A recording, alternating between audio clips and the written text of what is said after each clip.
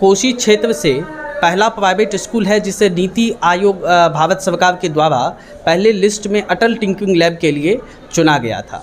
को जहां लोग व्यावसायिक दृष्टिकोण से देखते हैं, समाज का एक धरा ऐसा भी है जो निजी विद्यालय के प्रति उनका नकारात्मक सोच है। तो ऐसे में अभिभावकों का कितना सहयोग प्राप्त होता है? हमारे विद्यालय की स्थापना वर्ष 2006 में 23 अप्रैल को किया गया था और इस विद्यालय की स्थापना का उद्देश्य ही गुणवत्तापूर्ण शिक्षा और अनुशासन रहा। क्या आपके विद्यालय में गरीब बच्चों के लिए स्थान है? विद्यालय में उन छात्र छात्राओं को भी सुविधा है जिनके माता या पिता नहीं हैं और जिनकी आर्थिक स्थिति अच्छी नहीं है, सुदृढ़ नहीं है, उन लोगों के लिए हमारे विद्यालय उन्हें निःशुल्क जो है पढ़ाई की व्यवस्था करवाती है। नमस्कार, आप देख रहे हैं KosiTimes.com और मैं हूं रविकांत कुमार। इन दिनों जैसा कि आपको पता है कि हम लगातार कई विद्यालयों का भ्रमण कर रहे हैं, निजी विद्यालयों का, और वहां विद्यालयों में कैसी सुविधा मिल रही है, क्या नामांकन की प्रक्रिया है और क्या विद्यालय की विशेषता है। इन सभी बातों को लेकर के हम वहां के निदेशक और प्रिंसिपल से बातचीत करते हैं। इसी कड़ी में हमारे साथ किरण पब्लिक स्कूल के निदेशक अमन प्रकाश जी हैं।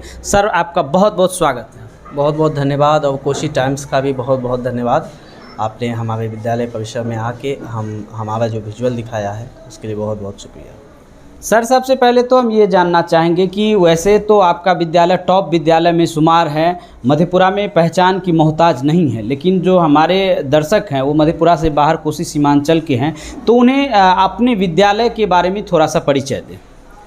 हमारे विद्यालय की स्थापना वर्ष 2006 में 23 अप्रैल को किया गया था और इस विद्यालय की स्थापना का उद्देश्य ही गुणवत्तापूर्ण शिक्षा और अनुशासन रहा है और पूरा विद्यालय परिवार अभी तक प्रयासरत है कि इस चीज़ को हम लोग मेंटेन रखें और मेंटेन करते हुए आए हैं। बीते 16 वर्षों में हमारे विद्यालय से पास आउट कई छात्र छात्राएं अभी मेडिकल, इंजीनियरिंग और देश के कई विभिन्न पदों पर सुशोभित हैं। साथ ही हमारे विद्यालय को भारत सरकार और बिहार सरकार द्वारा कई अनेकों सम्मान से नवाजा गया है। ये हमारी पूरी टीम का जो है ये मेहनत है और ये लगातार चलता रहेगा। बच्चों का सर्वांगीण विकास हम लोगों का ध्येय है और हम लोगों का मानना है कि हमारे विद्यालय का नींव ही अनुशासन और गुणवत्तापूर्ण शिक्षा है, जिसके साथ कभी भी किसी प्रकार की समझौता हम लोग नहीं करेंगे। विद्यालय में कौन सी कक्षा से लेकर के कहाँ तक की कक्षा तक पढ़ाई की जाती है और शिक्षकों की जो गुणवत्ता की बात हमेशा निजी विद्यालयों के द्वारा किया जाता है, तो आपके विद्यालय में उसकी क्या विशेषता है? हमारा विद्यालय केंद्रीय माध्यमिक शिक्षा बोर्ड CBSE दिल्ली से 10+2 तक के लिए मान्यता प्राप्त है और वर्ष 2014 में हमारे विद्यालय को CBSE के माध्यमिक शिक्षा के लिए मान्यता मिली और वर्ष 2021 में उच्चतर माध्यमिक के लिए मान्यता मिली है। और हमारे यहाँ जितने भी शिक्षक हैं वो कुछ लोग बाहर से हैं, कुछ लोकल भी हैं और सभी लोगों को यहाँ रखने से पहले हम लोग उनका डेमो क्लास छात्रों के बीच देते हैं और जब छात्र उनसे सेटिस्फाइड होते हैं, जो इंटरव्यू प्रक्रिया है उससे गुजरने के बाद ही उनकी बहाली यहाँ की जाती है। और मैंने पहले ही कहा कि हम लोगों का उद्देश्य ही है गुणवत्तापूर्ण शिक्षा, उससे हम लोग किसी प्रकार की समझौता न कभी किए हैं न करेंगे और इसी वजह से आज हमारे विद्यालय का अच्छा खासा नाम इस कोसी सीमांचल में है। निश्चित रूप से इसमें कहीं से कोई दो मत नहीं है, चूँकि जो एक दशक से, हम अधिक समय की बात नहीं करेंगे, लेकिन बीते एक दशक की अगर हम बात करेंगे तो किरण पब्लिक स्कूल ने अपना एक अच्छा मुकाम हासिल किया है। तो हम ये जानना चाहेंगे कि निजी विद्यालय को जहां लोग व्यावसायिक दृष्टिकोण से देखते हैं, समाज का एक धरा ऐसा भी है जो निजी विद्यालय के प्रति उनका नकारात्मक सोच है, तो ऐसे में अभिभावकों का कितना सहयोग प्राप्त होता है? देखिए, व्यावसायिक तौर पे अगर देखा जाए निजी विद्यालय को तो ये कहना बिल्कुल गलत होगा। ठीक है, कुछ लोग इसे व्यवसाय के रूप में देखते हैं, लेकिन निजी विद्यालय के खुलने का उद्देश्य क्या है? अब आज अगर हमारे पास छात्र छात्राएं आते हैं तो शिक्षा के लिए आते हैं। हम उन्हें एक बेहतर अनुशासित तरीके से शिक्षा देते हैं और बेहतर शिक्षा मुहैया करवाते हैं, जिस वजह से हमारे पास छात्र छात्राएं आते हैं। तो मैं यही कहना चाहूँगा कि शिक्षा को कभी व्यवसाय ना बनाए और ना ही इसे कभी बनने दिया जाए।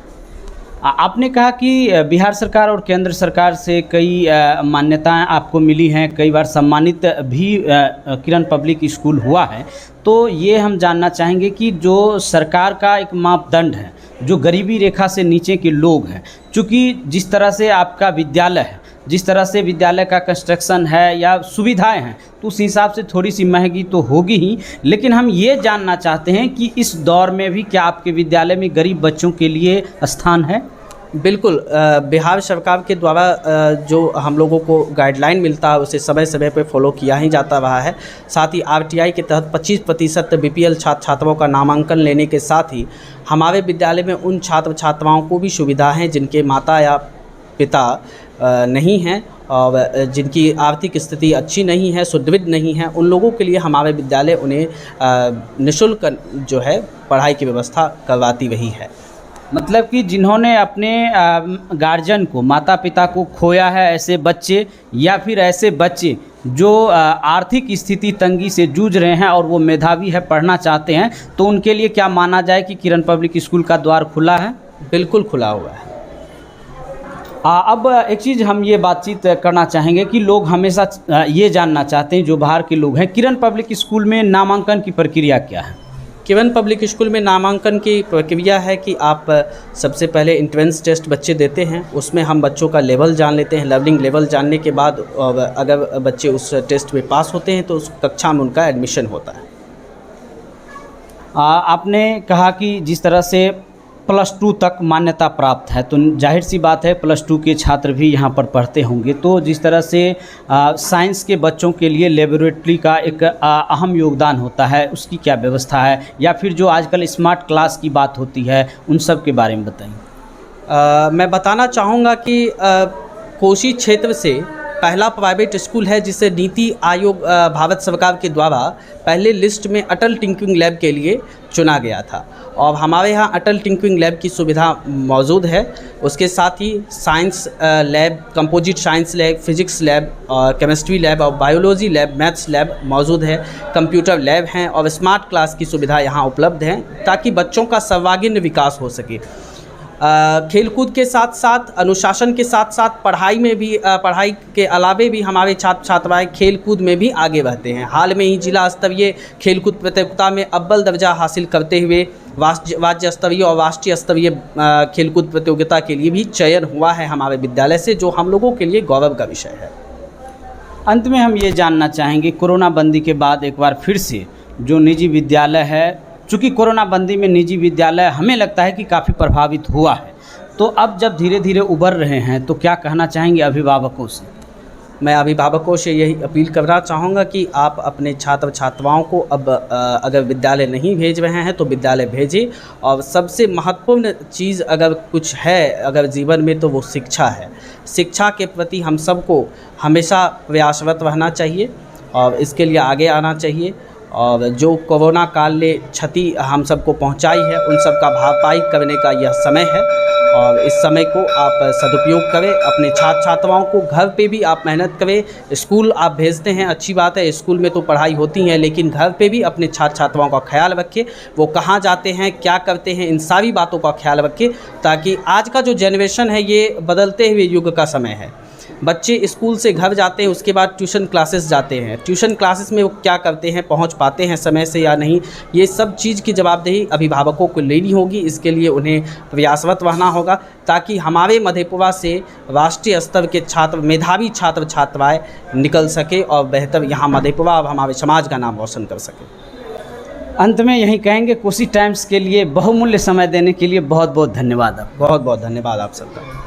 तो अभी हमसे खास बातचीत कर रहे थे किरण पब्लिक स्कूल के निदेशक अमन प्रकाश जी। उन्होंने बारीकी से किरण पब्लिक स्कूल की उपलब्धि और विशेषताओं के बारे में बताया। जब कभी भी आप किरण पब्लिक स्कूल आइएगा तो आप अपना अनुभव कोसी टाइम्स के साथ जरूर साझा कीजिएगा। वो देखते रहिए KosiTimes.com। फिलहाल रविकांत को दीजिए इजाज़त।